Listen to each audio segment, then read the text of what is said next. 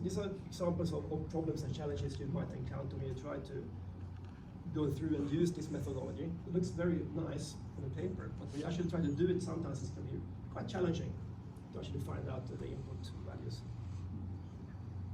Well, let's go back to this, the DCF. So that's the first concept I think I mentioned. Let's explain this a little bit.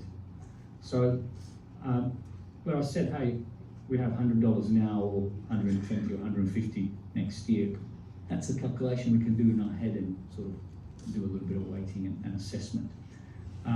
Tobias pointed out that this will happen for a number of years. So as you can see here, we have this T number of years. So basically we have to take this into account for several years into the future, right? And that will depend on the life of the business, right? So this is where the concept of what we call terminal value gets introduced as well, right? When it comes to business forecasting, most of us would be comfortable forecasting revenues and cash flows maybe 2-3 years out. Let's push it 5 years out, right?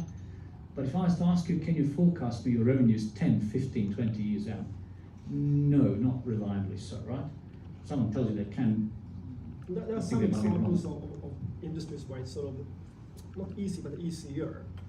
Take a very large oil reserve, pumping oil out of the ground, or gold mines. Maybe heavily regulated monopoly assets. Potentially it would be easier to do more than 5-year forecasting, because you know a lot of that business. And it's maybe like a toll road or something, yeah. Yeah, exactly, that's a good example. Yeah. But in telecommunication, fast moving, probably not. 5 years really as far as we can go, even in a 5-year perspective.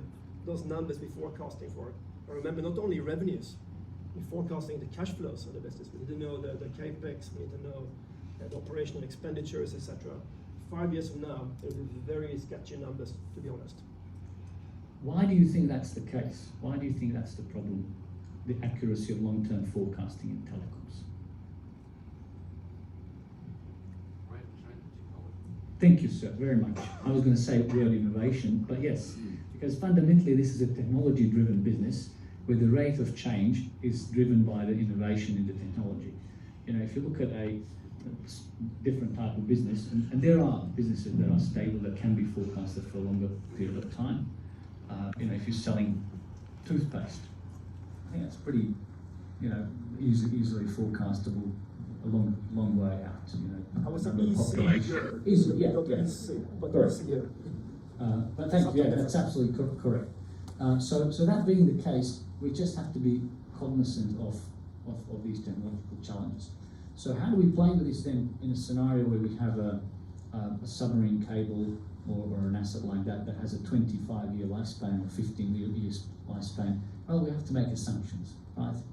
And very often the assumptions might be right or wrong. So let's continue with this and have a look at some examples of how this is done, right?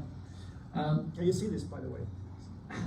You may not be able to see the numbers, but we're going to open up this in Excel and actually play with the model a little bit. Now, this is an example discounted cash flow valuation model. So let us walk through the components.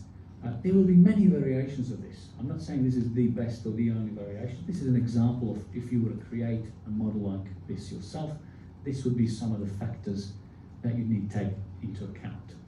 So let's walk through those factors a little bit. Aha, yes, thank you. Excellent, right. So let's start with these lines here.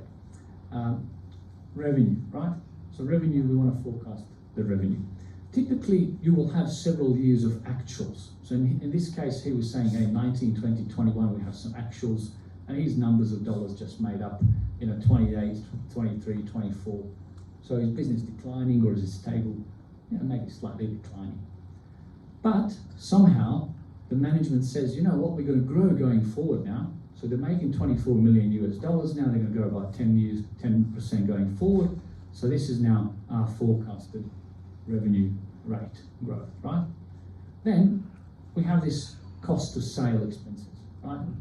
So typically, we're not going to go into detailed classification of expenses now, but cost of sales is you know, goods you buy and then on sell.